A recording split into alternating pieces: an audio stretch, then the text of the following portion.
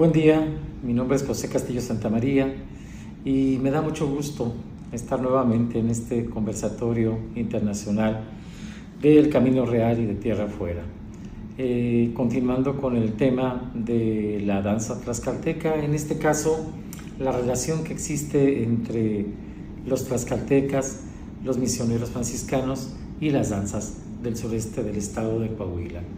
Desde que el hombre aparece sobre la tierra tiene como tendencia el movimiento a través de la música.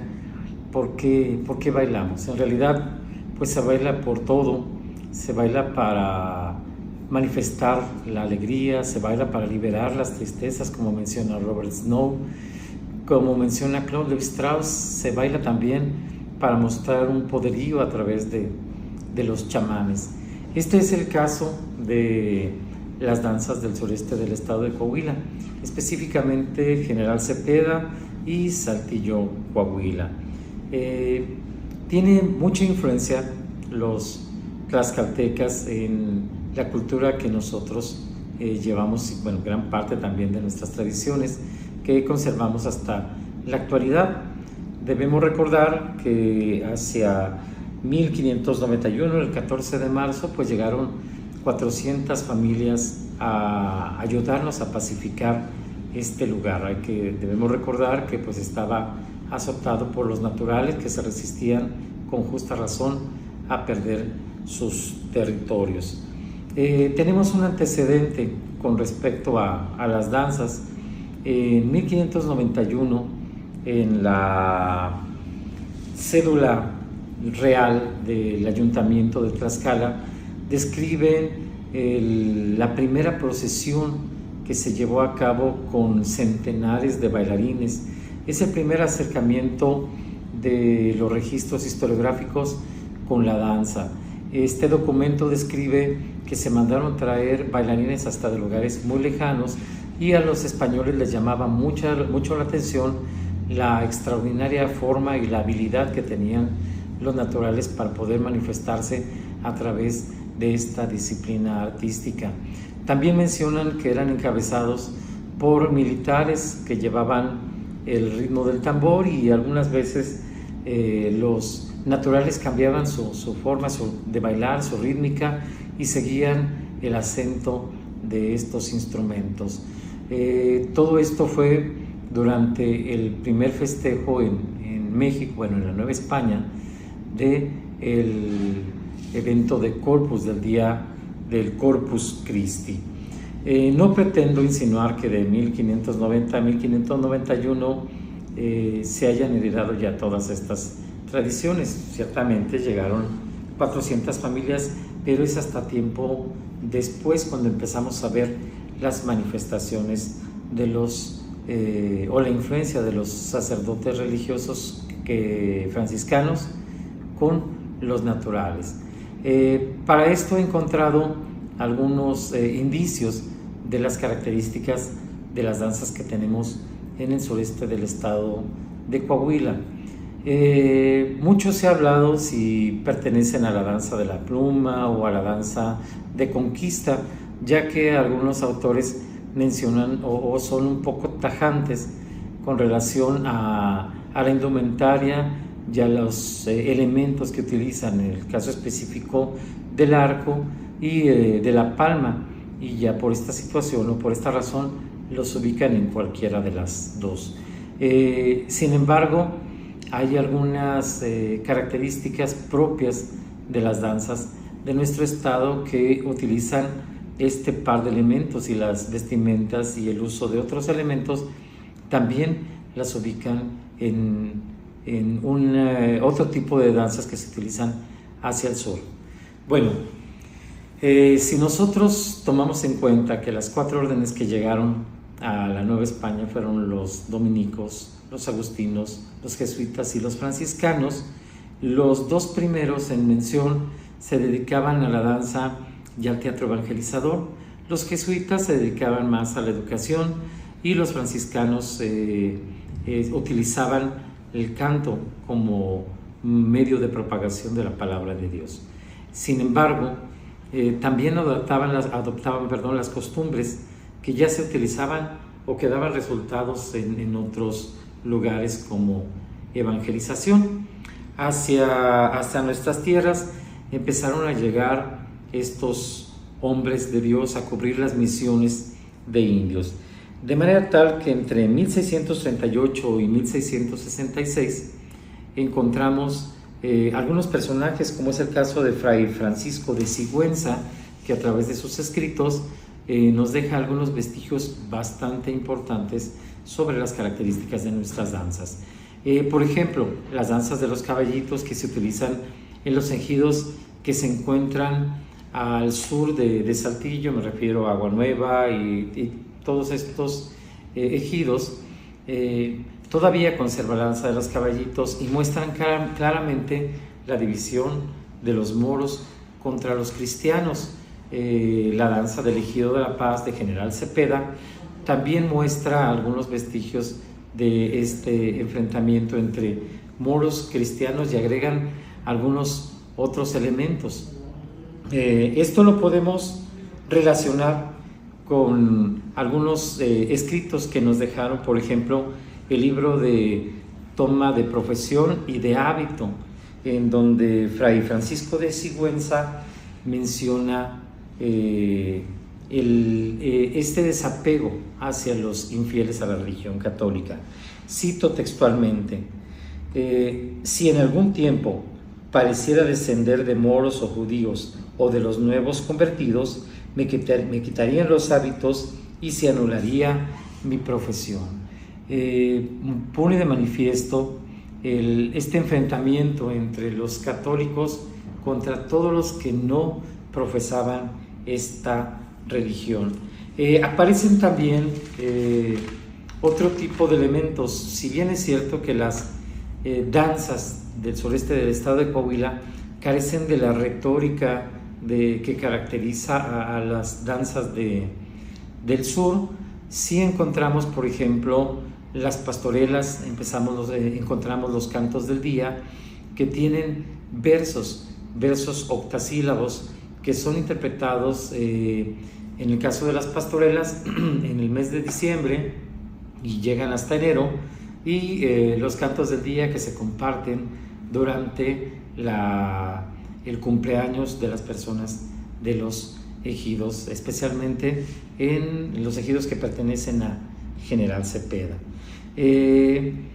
Son muchas las manifestaciones en contra de los moros y los cristianos. En la danza de la paz del ejido de General Cepeda podemos encontrar un personaje muy especial, que es el indio. Vamos a retomar la historia. Existen muchas actas de pacificación desde Nuevo México hasta lo que hoy conocemos como Tamaulipas. Un caso específico pues es el ejido de la Paz de General Cepeda, que toma este nombre precisamente porque durante el Marquesado de los Aguayos se firma un tratado de paz para evitar que los naturales siguieran abusando de los nuevos cristianos. En este lugar la danza tiene unas características diferentes a las de las danzas que encontramos en otros lugares, incluso del mismo General Cepeda.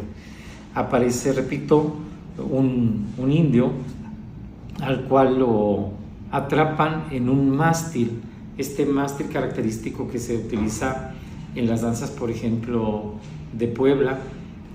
Hacen trepar al indio en un mástil que supera los 2,5 metros, y entonces empiezan a trenzar los listones hasta que el indio queda atrapado entre ellos.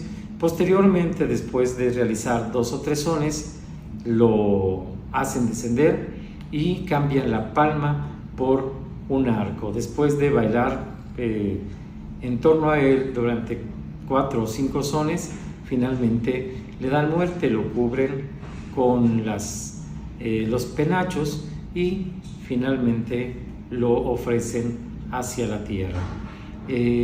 Aquí podemos encontrar 2 elementos que un autor ortodoxo lo ubicaría o en la danza de la pluma o en la danza de conquista. Sin embargo, pues aparecen estos elementos que los ubican en los dos. El indio sustituye a lo que sería Malinche en algunas danzas del sur. Aparecen diálogos muy breves, también de medida octasílaba, que se ofrecen a la llegada al templo. La danza se divide básicamente en 4 movimientos. El primero es la entrada sacramentada, cuando van con las velas y con los retablos o con estas pequeñas tablas, que llevan la imagen de la Virgen de Guadalupe, la meten hacia el templo. Ese es el momento de la adoración primaria. Posteriormente salen y realizan alrededor de entre 10 y 12 sones.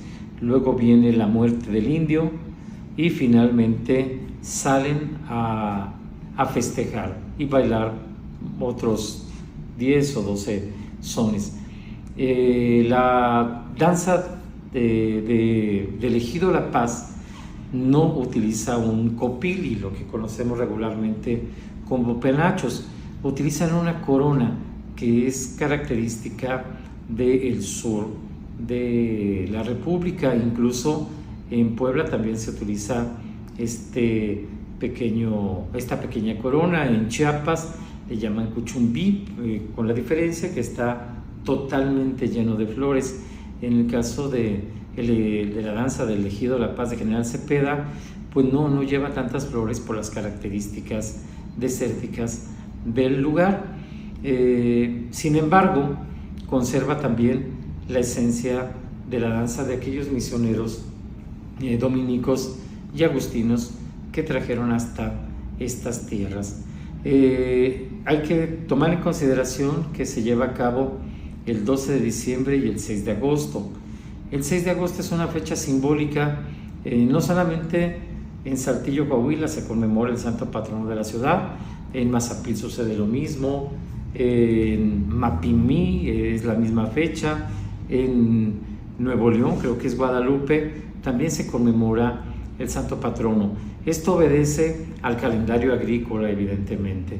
Si había ya productos que ofrecer y que vender durante la fiesta pagana, pues estaba perfecto, porque hacía que la gente se congregara. Si no era por la fe, era por los productos que se vendían, como hasta la fecha sucede en las fiestas paganas importantes que tenemos en nuestra ciudad, como es el segundo domingo de septiembre en el Ojo de Agua, como es el 6 de agosto, el 4 de octubre para San Francisco y el 12 de diciembre para la Virgen de Guadalupe. Muy bien, esto mismo lo encontramos en el libro de Toma de Profesiones y de Hábitos. Aparece también un pequeño vestigio en donde la mayoría de los sacerdotes se graduaba, si le podemos llamar de esa manera, como cantores de coro, como es el caso de Fray Agustín de Ábrego, que fue un descendiente de aquellas 400 familias que llegaron en 1591 a nuestra ciudad. Empieza a tomar relevancia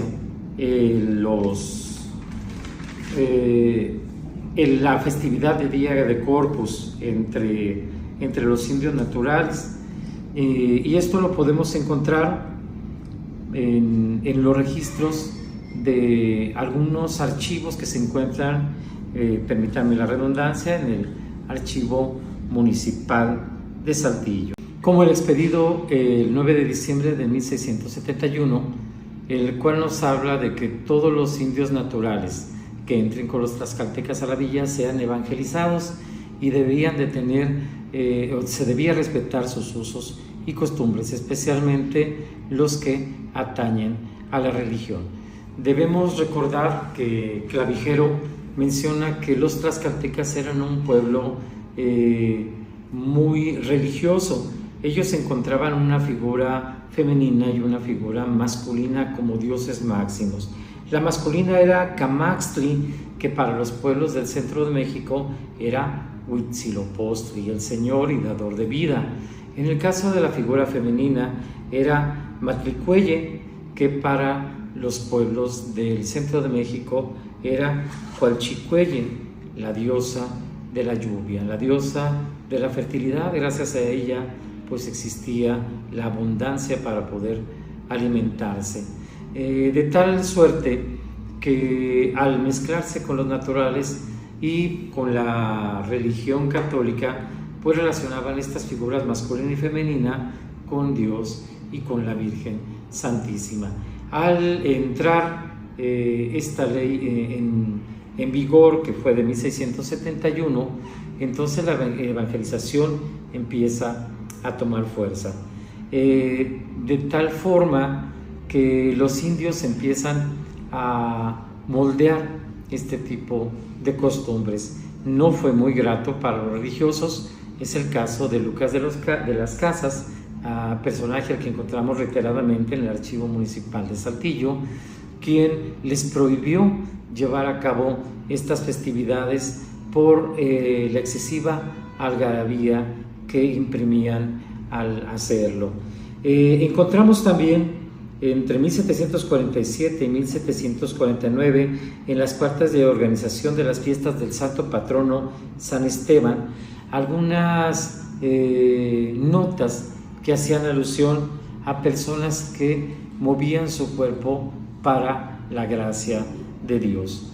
En mayo de 1763 se otorga el permiso para que las fiestas del Día de Corpus se lleven a cabo conforme a su tradición y que terminaran con jolgorio, donde seguramente pues había baile. Y en el 10 de diciembre de 1781 por fin rinde frutos la queja en contra de Lucas de las Casas, en donde la Catedral del Nuevo Reino de León accede a que la Virgen salga en procesión, rosario y termine con jolgorio. Otra de las cosas que nos hace pensar de la existencia de las danzas en nuestra ciudad es la arquitectura de las iglesias. Junípero Serra, que fue un franciscano que influyó mucho en la arquitectura de Querétaro, ubica a un lado de la nave, regularmente al lado derecho de la nave, con relación al púlpito, se encuentra siempre un pequeño patio para que los indios realizaran sus festividades y sus funciones en favor de los santos o del mismo Dios a quien se venerara. Si nosotros observamos la estructura de la iglesia de San Esteban, podemos encontrar, en este caso, con relación al frente, se encuentra este patio en donde todavía se realizan en las festividades pues las danzas, se ubican los puestos para las vendimias. Lo mismo sucede con la iglesia del Ojo de Agua y pues con algunas de las iglesias más antiguas, como la iglesia de la Concepción, que encontramos en la Ibernia, aquí mismo en nuestra ciudad. Tomando en consideración la danza tlaxcalteca, la danza de los matlachines, debo mencionar que ha habido una discusión muy grande entre muchos autores sobre el nombre de matlachín. Hay quien le atribuye el vocablo a alguna descendencia árabe. Sin embargo, Robert Snow menciona que los matlachines eran bailarines sagrados que pertenecían a una élite bastante nutrida que estaba conformada por músicos, bailarines y poetas. Los cuicanis eran estos hombres que se dedicaban a divulgar la cultura en los pueblos prehispánicos. Con la llegada de los españoles, pues lo aprovechan y lo utilizan como método evangelizador. De hecho, gran parte de la vestimenta se conserva.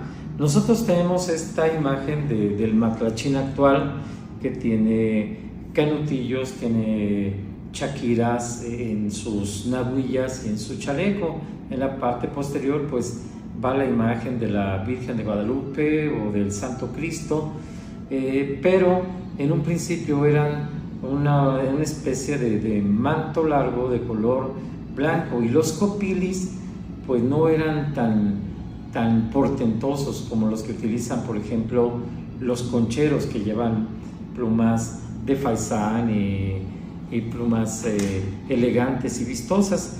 En el caso de la danza tlaxcalteca, utilizan plumas de gallo, que son un poco más grandes que las de las gallinas, y se someten a un proceso de teñido con colores naturales. El uso de la sonaja pues viene desde épocas prehispánicas, y el uso del arco. Sin embargo, en algunos sones se cambia el arco por algunas plumas. Nosotros también tenemos la idea de esta danza tlaxcalteca que nos dejó como herencia, o el trabajo que realizó como rescate don Francisco Gámez. Sin embargo, existen muchas variantes de la danza tlaxcalteca. Han quedado prácticamente en el olvido, pero la que prevalece es la que don Francisco Gámez popularizó entre las iglesias de Saltillo. Existen algunas formas de identificar y de clasificar, incluso de describir una danza. La más importante es el método Laban, gracias a un etnomusicólogo que se llamaba Rudolf von Laban, quien fue capaz de hacer casi una partitura de los movimientos corporales. Si nosotros nos acercamos a estas labanotas, como lo llaman los etnomusicólogos y los etnocoreógrafos, podemos plasmar o rescatar más bien cómo se bailaba la danza, al menos desde los registros que tenemos. Existen autores como Robert Ricard, que en su libro la evangelización de México, menciona que los indios tenían una extraordinaria habilidad para bailar y que movían un palo con los pies. Posiblemente de allí los movimientos de nuestra danza tlaxcalteca, porque describe que era increíblemente difícil bailar con la cabeza agachada y el pecho casi pegado a las rodillas. Si nosotros observamos la imagen típica de los matlachines, siempre tienen la sonaja pegada al pecho, el arco en la parte posterior y la cabeza inclinada. Siempre con un afán de rendir un tributo hacia un ser supremo. Esto es definitivamente tlaxcalteca, porque los indios naturales pues eran siempre erguidos, siempre con mayor estatura con relación a los españoles. Tendríamos que dedicarle pues toda una sesión más a esta descripción escrita de lo que es la danza, pero me gustaría agregar que existen otro par de formas de analizar la danza y de clasificar la danza. Una de ellas pues es la Kepler, que nos ubica las danzas de acuerdo a sus características, en si pertenece a danza de listones, a danza de la pluma, a danza de conquista, pero no está en contra de que haya una mezcla de todas ellas, mientras que la Wittgenstein puede describir a través de las gesticulaciones y los movimientos toda una narración coreográfica, y para eso pues me faltaría una sesión pues más amplia.